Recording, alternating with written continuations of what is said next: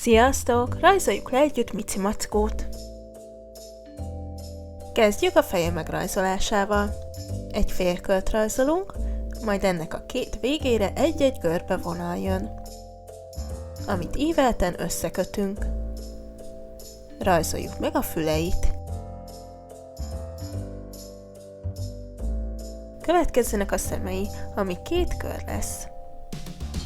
E fölé jönnek a szemöldökei, és az orrát a két szeme közé rajzoljuk.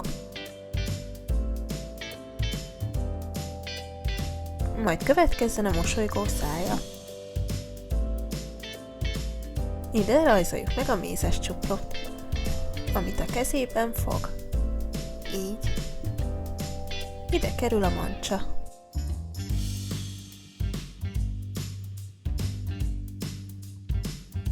Folytassuk a testével. Innen egy ferdevonalat húzunk, amit összekötünk a mézzel. Rajzoljuk meg a másik kezét. És a mancsa vége legyen mézes. Már csak a lábait kell megrajzolnunk.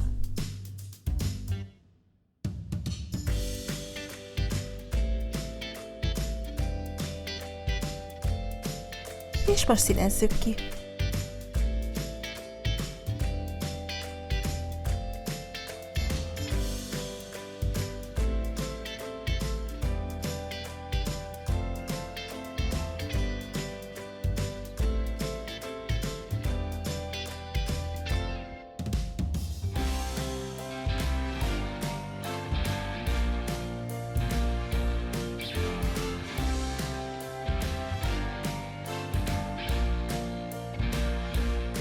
Elkészültünk, ha tetszett, dobj egy lájkot és iratkozz fel a csatornára. És rajzoljunk együtt legközelebb is. Sziasztok!